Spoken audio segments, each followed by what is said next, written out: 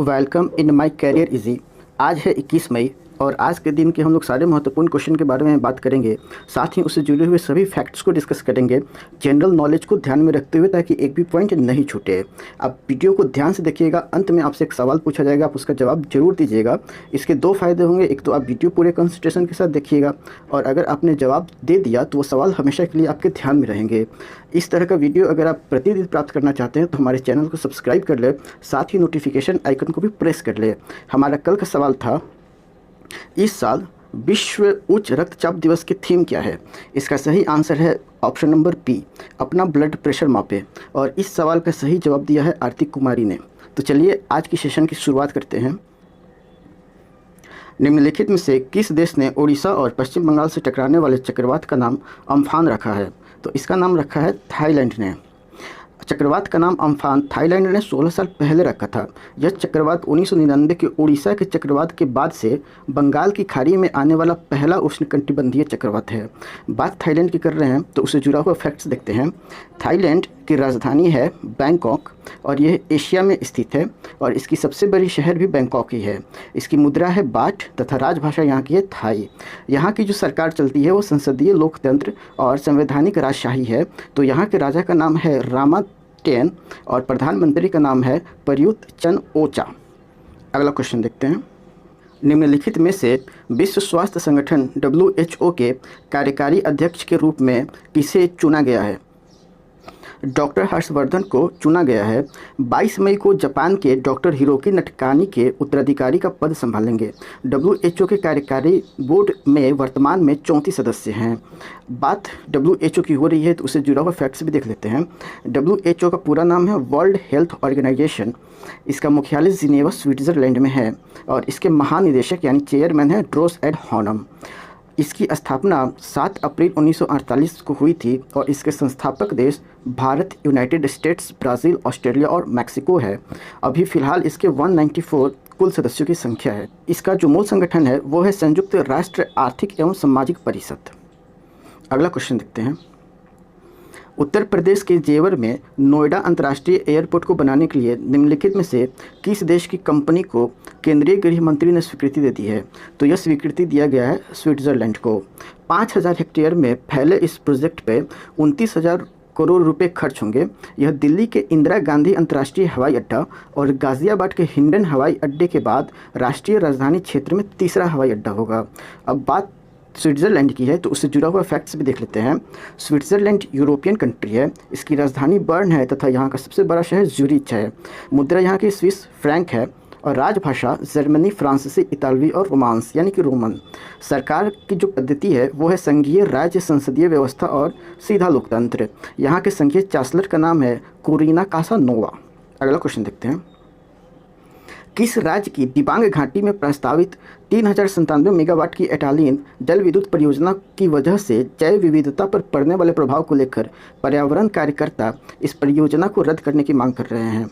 तो दिबांग घाटी जो है वो है अरुणाचल प्रदेश में, यानी बात हम लोग अरुणाचल प्रदेश की कर रहे हैं। एक्चुअली जल विद्युत परियोजना को मंजूरी देते समय वन संरक्षण और संबंधित कानून सिद्धांतों की अनदेखी की गई थी। यह परियोजना हिमालय के सबसे समृद्ध जैव भौगोलिक क्षेत्र के अंतर्गत आती है। यह पूरा पाषाण कालीन इंडो चाइनीज और इंडो मलयन जैव भौगोलिक क्षेत्रों के संधि स्थल पर स्थित है।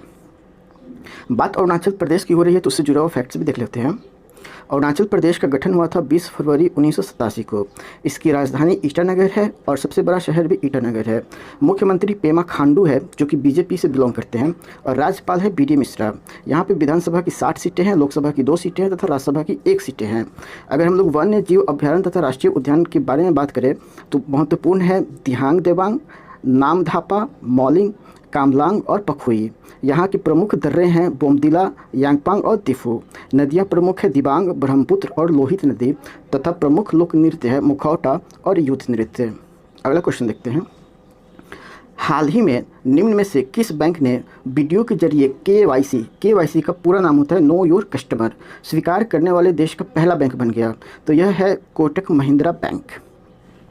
कोरोना वायरस संकट को देखते हुए प्राइवेट सेक्टर के कोटक महिंद्रा बैंक ग्राहकों के KYC के लिए अपनी तरफ का एक नया प्रयोग कर रहा है। वीडियो कॉन्फ्रेंसिंग KYC सिस्टम के तहत कोटक महिंद्रा बैंक में कोटक 811 सेविंग अकाउंट खोलने के लिए ग्राहकों को आधार और पैन कार्ड देना होगा। जूलॉजिकल सर्वे ऑफ इंडिया ने उभयचरों की 20 प्रजातियों को गंभीर रूप से लुप्तप्राय और कितने को लुप्तप्राय के रूप में सूचीबद्ध किया है? तो ये 35 को लुप्तप्राय के रूप में सूचीबद्ध किया है। जूलॉजिकल सर्वे ऑफ इंडिया ने अपनी वेबसाइट पर भारतीय उभयचरों की एक आदतनी सूची पोस्ट की है, जिसमें 20 प्रजातियों को गंभीर रूप से लुप्तप्राय और 35 को लुप्तप्राय के रूप में सूचीबद्ध किया गया है। अगला क्वेश्चन देखते हैं। नाबार्ड ने हाल ही में खरीफ और प्री मानसून संचालन के लिए कितने करोड़ रुपए के फंड जारी किए हैं? तो इसके लिए जारी किया गया है 20,500 करोड़ रुपए का फंड। इस संस्था ने 20,500 करोड़ रुपए जारी किए हैं। यह फंड सहकारी बैंक और क्षेत्रीय ग्रामीण विकास बैंक RRB के लिए फ्रंट लोडिंग संसाधनों के रूप में कार्य करेगा। खरीफ संचालन में किसानों की मदद करने और उनकी प्री मानसून तैयारियों के लिए यह धनराशि जारी की गई है। अगला क्वेश्चन देखते हैं। हाल ही में किस देश ने फिलिस्तीनी शरणार्थी के लिए आर्थिक सहायता का योगदान दिया है? तो यह योगदान दिया है भारत ने। भारत सरकार ने संयुक्त राष्ट्र रिलीफ एवं वर्क एजेंसी, जिसको बोलते हैं हम लोग UNRAW, पूरा नाम हुआ United nation relief and work agency, को $2 मिलियन की सहायता मुहैया कराई है। फिलिस्तीनी शरणार्थियों के कल्याण के लिए काम करने वाली संयुक्त राष्ट्र की एक एजेंसी को यह योगदान भारत सरकार ने शिक्षा एवं स्वास्थ्य सहित मुख्य कार्यक्रम और सेवाओं के लिए संयुक्त राष्ट्र एवं निर्माण एजेंसी के लिए दिया गया है। अगला क्वेश्चन देखते हैं। विश्व मधुमक्खी दिवस निम्न में से किस दिन मनाया जाता है? तो यह मनाया जाता है 20 मई को। यह दिवस मनाने का मुख्य कारण है जागरूकता फैलाना मधुमक्खियों को लेकर तथा उन्हें खतरों से बचाने के लिए हर साल 20 मई को मनाया जाता है। अगला क्वेश्चन देखते हैं। किस राज्य से गुजरने वाले प्रवासी श्रमिकों के लिए चरण पादुका अभियान शुरू किया गया है? तो यह शुरू किया गया है मध्य प्रदेश से गुजरने वालों के लिए। मध्य प्रदेश द्वारा राज्य में पैदल चल रहे प्रवासी मजदूरों के लिए चरण पादुका नामक अभियान शुरू किया गया है। इस अभियान के तहत नंगे पांव जा रहे मजदूरों को जूता और चप्पल दिए जाएंगे ताकि उनका दर्द कुछ कम किया जाए। यह अभियान मध्य प्रदेश पुलिस द्वारा चलाया जा रहा है। अब मध्य प्रदेश से जुड़ा हुआ कुछ जरूरी तथ्य देखते हैं। इसका गठन हुआ था 1 नवंबर 1956 को। इसकी राजधानी भोपाल है तथा यहाँ का सबसे बड़ा शहर जो है वो है इंदौर। यहाँ के मुख्यमंत्री हैं शिवराज सिंह चौहान और राज्यपाल हैं लालजी टंडन।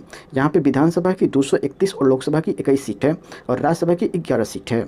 यहाँ पे सबसे ज़्यादा राष्ट्रीय उद्यान है, जिसमें से प्रमुख राष्ट्रीय उद्यान है कान्हा किसली, पन्ना राष्ट्रीय उद्यान, बांधवगढ़ राष्ट्रीय उद्यान, माधव राष्ट्रीय उद्यान, पेंच राष्ट्रीय उद्यान, संजय राष्ट्रीय उद्यान और ओंकारेश्वर राष्ट्रीय उद्यान। अगर प्रमुख नदियों की बात करें तो नर्मदा, ताप्ती, केन, चंबल, बेतवा, तवा, क्षिप्रा तथा सोन नदी है। अगर यहाँ की प्रमुख नृत्य के बारे में बात किया जाए तो वह है मटकी, कर्म और मुरिया।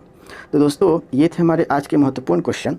हमारा आज का सवाल है, जूलॉजिकल सर्वे ऑफ इंडिया ने उभयचरों की कितनी प्रजातियों को गंभीर रूप से लुप्तप्राय के रूप में सूचीबद्ध किया है? आपके ऑप्शन है 20, 25, 30, 35। हमें कमेंट बॉक्स में ज़रूर बताएं कि इसका आंसर क्या होगा। साथ ही अगर वीडियो पसंद आया हो तो इसे ज़रूर लाइक करें तथा यह वीडियो, इस तरह के वीडियो अगर आप प्रतिदिन प्राप्त करना चाहते हैं तो चैनल को सब्सक्राइब करके नोटिफिकेशन आइकन को भी प्रेस कर ले।